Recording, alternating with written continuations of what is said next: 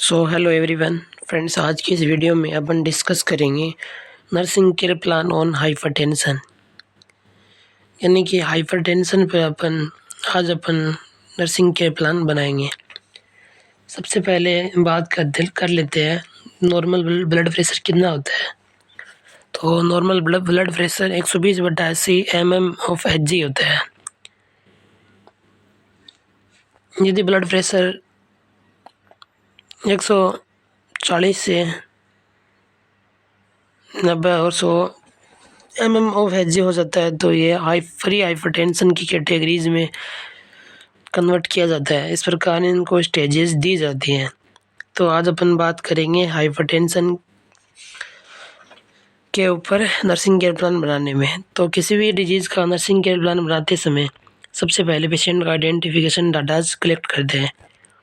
जैसा कि आप स्क्रीन पर देख पा रहे हैं, पेशेंट आइडेंटिफिकेशन डाटा, जिसमें अपन पेशेंट का name, father's name, age, sex, religion, occupation, education, address, name of the institute, ward name, bed number, date of admission, date of discharge, provisional diagnosis, final diagnosis, ये सब इसके अंदर mention करते हैं।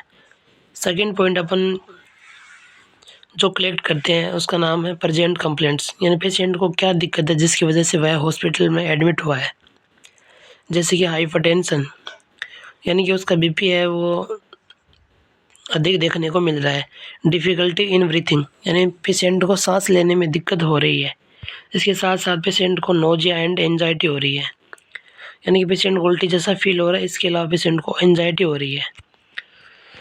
3 number जो अपन टॉपिक है उस पर बात कर लेते हैं। जैसे पॉइंट है पास्ट मेडिकल हिस्ट्री। इसमें अपन किसी पेशेंट का यदि कोई मेडिकल ट्रीटमेंट चला हो या पहले कोई एडमिट मेडिकल से रिलेटेड कोई दिक्कत हुई है तो इसके अंदर मेंशन करते हैं, अन्यथा no any significant past medical history लिखकर मेंशन करते हैं। 4 नंबर पॉइंट की अपन बात करें तो पास्ट सर्जिकल हिस्ट्री। इसमें भी यदि पेशेंट की पहले कोई सर्जरी हुई है तो अपन यस मेंशन करते हैं और सर्जरी के बारे में लिखते हैं। यदि नहीं तो no any significant past surgical history लिखते हैं। पर्सनल हिस्ट्री में पेशेंट के बारे में लिखते हैं कि पेशेंट वेजिटेरियन है कि नॉन वेज है, और पेशेंट टाइम के प्रति ओरिएंट है कि नहीं है, वो इसके अंदर मेंशन करते हैं। इसके अलावा पेशेंट अपन को नेचर में कोऑपरेट कर रहा है कि नहीं कर रहा, और पेशेंट को किसी फूड या ड्रग से कोई एलर्जी है कि नहीं है, वो अपन इसके अंदर मेंशन करते हैं। इसके अलावा पेशेंट स्मोकर है कि नॉन स्मोकर, एल्कोहलिक है कि नहीं है, वो इसके अंदर अपन लिखते हैं।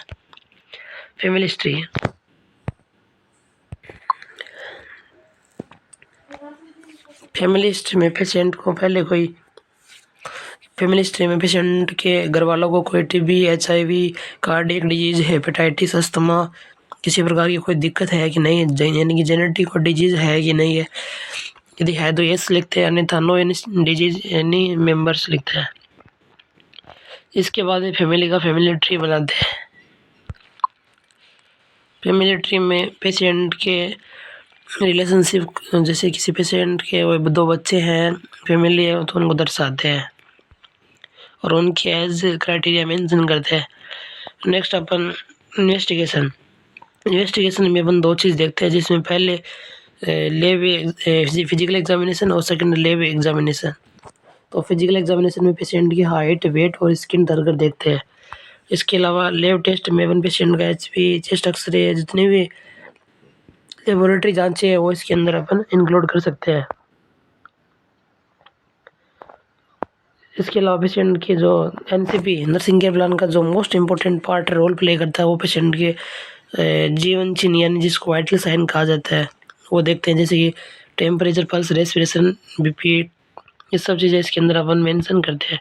यानी कि जैसे ये पेशेंट है उसका है हाइपरटेंशन का, तो इसकी जो BP है वो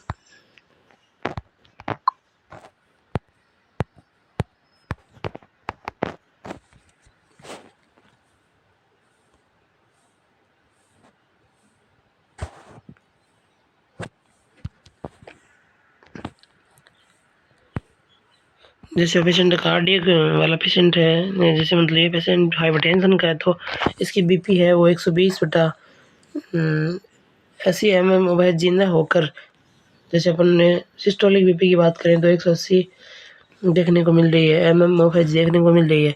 तो अब इसका ट्रीटमेंट अपन करते हैं। जो पहले सबसे पहले मेडिकल मैनेजमेंट को प्रायोरिटी देते हैं। इसमें पेशेंट के जो डॉक्टर्स ने प्रिस्क्राइब किए हैं जो ड्रग्स वगैरह वो देते हैं, जैसे कि सेफ्ट्रेजोन हो गया, इसका एक्शन क्या है वो अपन इसके अंदर मेंशन करते हैं, डोज कितनी देंगे, किस रूट से देंगे, क्या इसके साइड इफेक्ट है। इस तरह पेंटापेराजोल हो गया, हाइड्रोकोर्टिसोन हो गया, एथिलीन हो गया, इंजेक्शन हो गया, ये सब चीज़ें इसके अंदर उनके action, dose, route, side effect अपन सभी चीज़ें इसके अंदर मेंशन करते हैं। नेक्स्ट अपन बात कर लेते हैं नर्सिंग डायग्नोसिस के बारे में। तो नर्सिंग डायग्नोसिस 4 प्रायोरिटी बेसिस पे अपन इसके अंदर को नर्सिंग केयर प्लान बनाना होता है। तो जैसे फर्स्ट नर्सिंग डायग्नोसिस हो गया, high blood pressure related to disease condition as evidence by measurement of BP at regular. तो इसके अंदर अपन पेशेंट को क्या नर्सिंग केयर प्रदान करेंगे, अपन क्या ऑब्जेक्टिव रहेगा, planning object provide comfortable position. इससे पेशेंट में नर्सिंग इंटरवेंशन क्या रहेगा, प्रोवाइड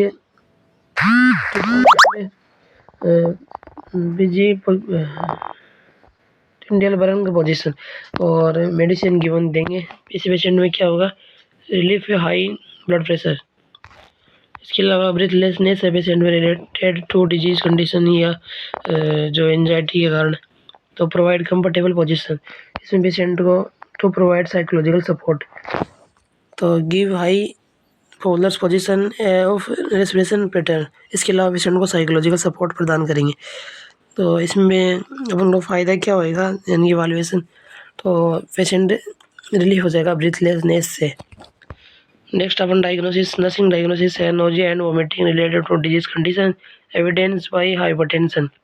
तो इसमें पेशेंट को drug according to doctor's orders patient को ड्रग प्रदान करेंगे। इससे क्या होगा कि अपना maintain proper room ventilation, loose cloth medicine on ondansetron. Patient को एम सेट देंगे, इसके साथ साथ पेशेंट को लूज क्लॉथ फैलाएंगे, जिससे क्या हो जाएगा, relief nausea and vomiting. Fourth अपना नर्सिंग डायग्नोसिस है fluid volume deficit related to disease skin turgor. तो इसमें क्या अपना ऑब्जेक्टिव क्या रहेगा, मेंटेन इलेक्ट्रोलाइट बैलेंस। इसके क्या फ़ायदे हैं, क्विस्ट एंड पॉजिटिव एनवायरनमेंट।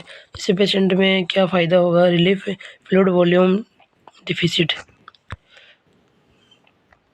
इसके अलावा अपन एंजाइटी भी इसके अंदर मेंशन कर सकते हैं आप, anxiety related disease treatment process evidence bye facial exposure. तो इससे क्या अपना ऑब्जेक्टिव रहेगा, मेंटेन स्लीप पैटर्न।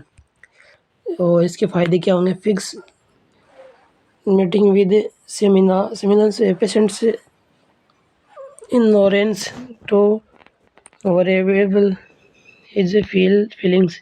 इस पेशेंट में क्या होगा, रिलीफ एंजाइटी हो जाएगी।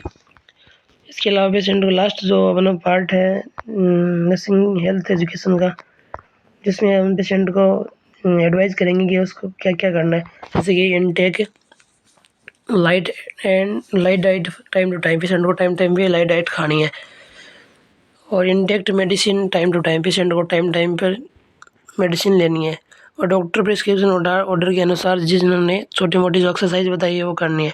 वैसे ब्लड प्रेशर में एक्सरसाइज अवॉइड की जाती है, लेकिन जैसे कुछ मेडिसिन कुछ एक्सरसाइजेज होती हैं जो अपन पेशेंट को परफॉर्म कर सकते हैं, वो डॉक्टर्स के ऑर्डर्स के अनुसार वो अपन इसके अंदर मेंशन करते हैं। इसके अलावा पेशेंट को स्लीपिंग पैटर्न को मेंटेन करना सिखाएंगे कि टाइम पे सोना, टाइम पे उठना है।